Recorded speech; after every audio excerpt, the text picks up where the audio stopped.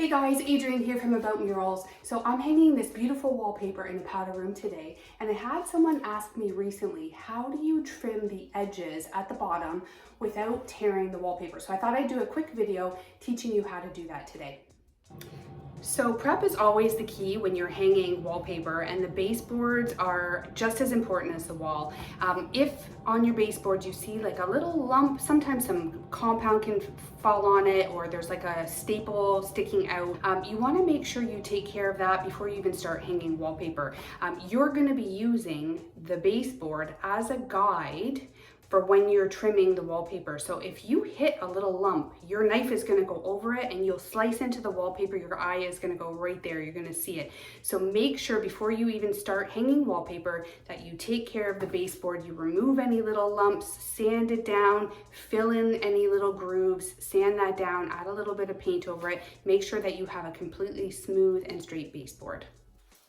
So the trick to trimming your wallpaper edges at the bottom without it dragging, bunching the wallpaper all up, and then your knife is bumping over it and it's shredding the bottom of the wallpaper, is having a fresh blade almost for every panel, to be honest. So you can use one blade at the ceiling and at the baseboard, and then you need to snap this off and start with a fresh blade for another panel. Some people are shocked when I tell them that you have to do that, but considering the price of wallpaper these days, it's very expensive. You don't want to take the chance of actually ripping, tearing, shredding the wallpaper at the bottom. So that is the super trick. It's worth the investment to snap off a blade every panel. Now, a question I also get is, does it matter the type of wallpaper that you're hanging? And yes, it does. So today I'm working with a paste the wall non-woven wallpaper. It's really easy to use. You might find that with wallpaper that is paste the paper, so you're putting the paste on the back of the paper, or a pre-pasted wallpaper, because it's wet, it can become more delicate and it can tear more easily. So even more important to change your blade often. So let me show you how you actually trim this without tearing it. Okay, once you've got your panel on the wall, what you want to do is take your smoother and just run it at the seam of the wallpaper at the baseboard, just to create a distinct line of where you're going to be trimming the wallpaper.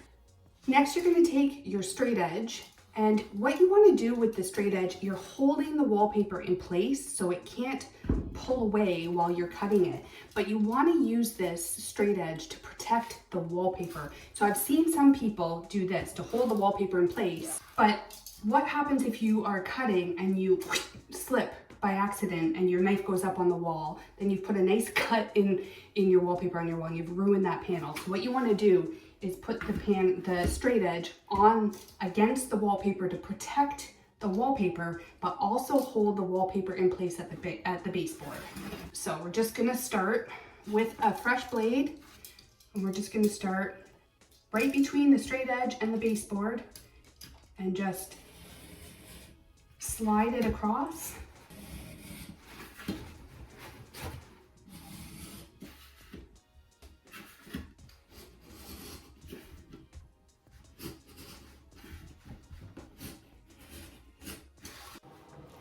As a last resort, if you keep trying the X-Acto knife and it keeps tearing or bunching up the wallpaper at the bottom, what you can do is use your plastic smoother, and just like I showed you earlier, just smooth it out at the baseboard, and then take some scissors, pull the paper off the wall, and, well, I can't do it here, it's hard to get into this angle, but just use that line that you'll see on the wallpaper and use your scissors to cut. Make sure that the scissors are also sharp though. Sharpen them up, clean them off, make sure there's no paste on them, and that will give you a nice straight edge as well if you're having a hard time with the X-Acto knife. So that's also an option. Another quick tip that I have is that you might find sometimes you'll see that the baseboard has pulled away from the wall a little bit. There's just a small little crack that you can see, or whoever painted the wall sometimes gets a little bit of paint on the white baseboard. So this wall is incredible. There's no paint on the baseboard, there's no cracks, everything's been filled with caulking.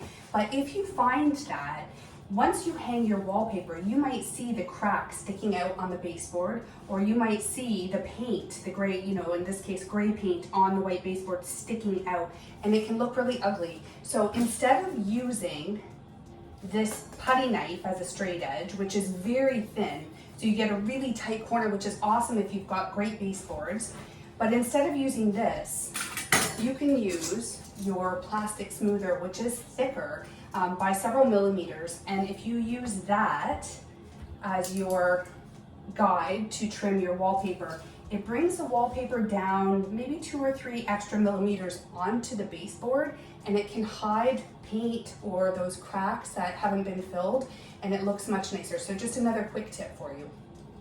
So if you're wondering how to actually snap these blades off as you go without cutting yourself and bleeding everywhere, that's my next video. I'm going to give you 2 ways to snap these blades off safely. Also a sneaky way to dispose of the blades so you don't have a huge mess everywhere. So watch that video here.